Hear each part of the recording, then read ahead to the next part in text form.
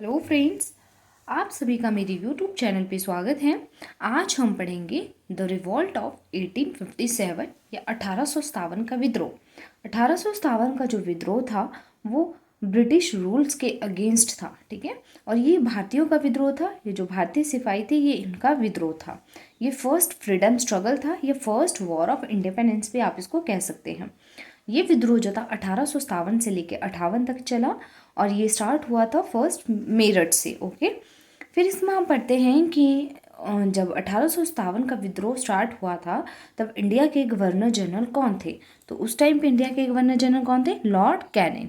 तो आज हम इस वीडियो में जो है जिससे जो डिस्कस करेंगे वो है कॉजेज ऑफ द रिवॉल्ट, ठीक है, एंड जो आउटब्रेक्स थे और जो इसमें जो इम्पोर्टेंट पर्सन्स थे उनके बारे में डिस्कस करेंगे। ओके, ये जो है काफ़ी लेंथी टॉपिक हैं तो इसीलिए जो है ये एक वीडियो में कवर नहीं होगा। अगर इसको एक वीडियो में करवाऊँ तो वीडियो काफ़ी लेंथी चली जाएगी, इसीलिए जो है मैं इसको पार्ट्स में है जो है आपको मैं ये वीडियो करवाऊँगी। ओके, तो स्टार्ट करते हैं कि जो कॉजेज़ ऑफ द रिवॉल्ट।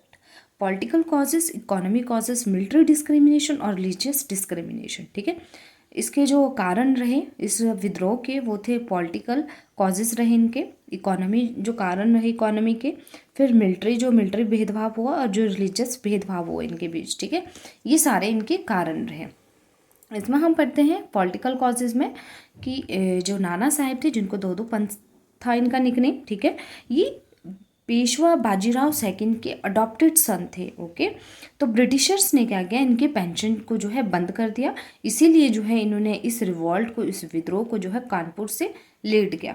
फिर 1856 में जब इंडिया के गवर्नर जनरल कौन थे? लॉर्ड डलहौजी, ठीक है। तो 1856 में जो है अवधा को इन्होंने, अंग्रेजों ने जो है अपने कब्जे में ले लिया। बाद में झांसी, ठीक है, झांसी में क्या हुआ कि जो झांसी के महाराजा थे उनकी डेथ होगी। तो आगे क्या हुआ कि जो उनके अडॉप्टेड सन थे वो जो है ब्रिटिशर्स ने उनको जो है सिंहासन से हटा दिया और झांसी पर कब्जा करने के लिए उन्होंने वहाँ पे डॉक्ट्राइन ऑफ लैप्स की नीति लगा दी, ठीक है।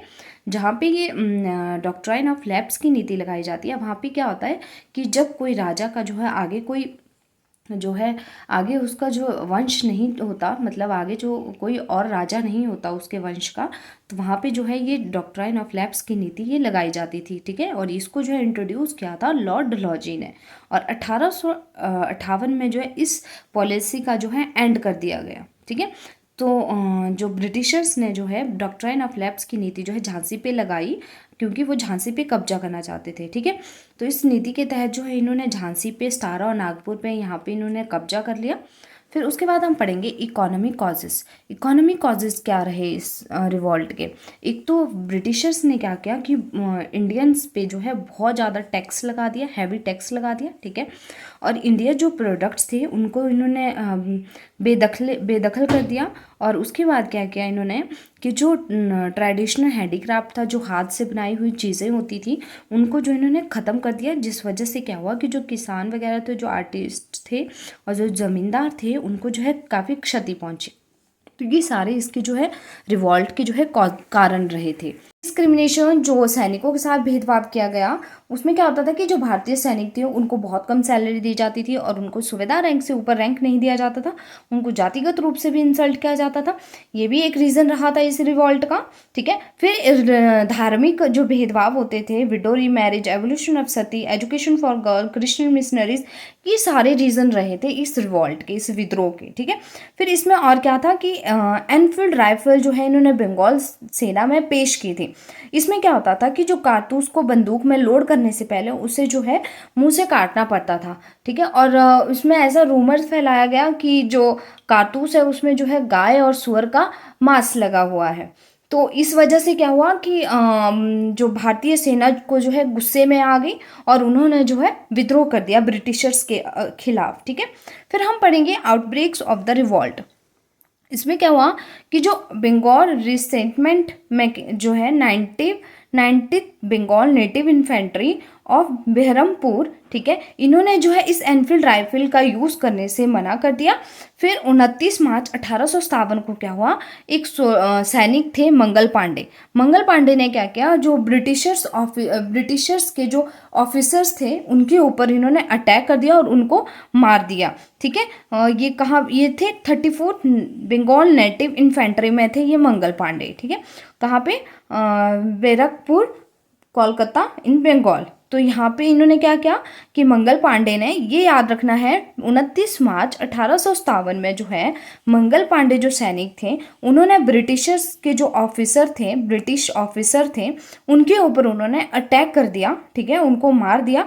तो उस वजह से क्या हुआ कि मंगल पांडे को जो है उन्होंने 8 अप्रैल 1857 में जो है फांसी पे लटका दिया। फिर उसके बाद क्या हुआ कि सिपाहियों का विद्रोह चला मेरठ में 10 मई 1857 को। ठीक है, ये मेन इसमें रीज़न रहा था कि जो एनफील्ड राइफल इन्होंने इंट्रोड्यूस की थी, पेश की थी बंगाल, कारतूस में जो है गाय और सुअर का जो है मांस लगा हुआ है, तो इस वजह से जो है ये विद्रोह ज़्यादा फैल गया। 1857 में जो सिपाहियों का विद्रोह चला वो 3rd नेटिव कैवलरी के थे और ये जनरल हेविट के अंडर थे। ठीक है, और ये जो विद्रोह था ये यूपी में फैल गया और आगे जो सिपाही थे वो आगे दिल्ली की तरफ को चले गए।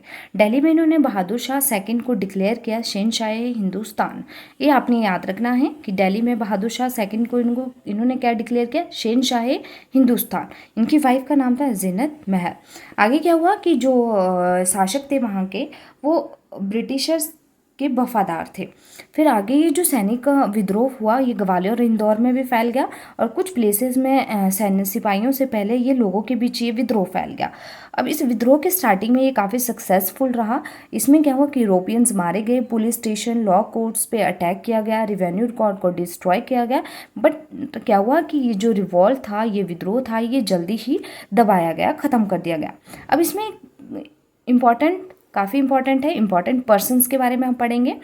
तो दिल्ली से जो है इसको लीड कर रहे थे बहादुर शाह सेकंड और भगत खान। भगत खान जो थे वो इनके कमांडिंग जनरल थे और इन्होंने दिल्ली को कैप्चर किया और जो भगत खान थे वो बरेली यूनिट के थे और बहादुर शाह सेकंड ने जो है इनको क्या कहा, भगत खान को साहिब ए आलम बहादुर। ठीक है, अब इसमें जो ब्रिटिश थे जिन्होंने दिल्ली में इस रिवॉल्ट को सप्रेस किया, दबाया, ख़त्म किया, वो कौन थे, जॉन निकोलसन। ठीक है, पूर्व में जो इस रिवॉल्ट को लीड कर रहे थे वो थे नाना साहेब और इनके जो लॉयल कमांडर थे वो थे तांत्या टोपे जिनका रियल नेम था रामचंद्र पांडुरंगा और दूसरे थे अजमुल्ला जिनको कहा गया क्रांति दूत।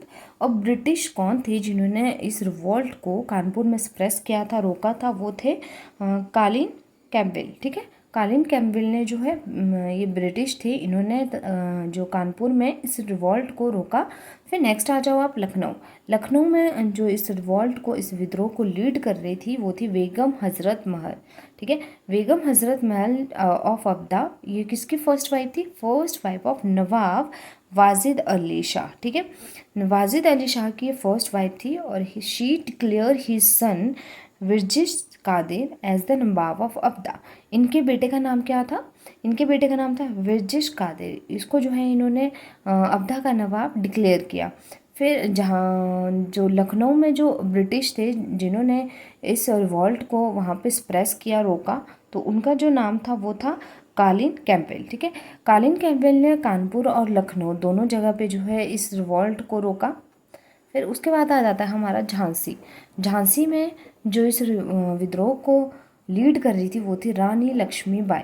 रानी लक्ष्मीबाई जो थी वो राजा गंधारा राव अब झांसी की विधवा रानी थी। ठीक है, तांत्या टोपे ने जो है इनको ज्वाइन किया और इन्होंने जो ग्वालियर के सिंधिया थे उनको इन्होंने हराया और इन दोनों जो रानी लक्ष्मीबाई और तांत्या टोपे, इन दोनों को जो है सर हकरोज जो ब्रिटिश थे उन्होंने इन दोनों को हरा दिया।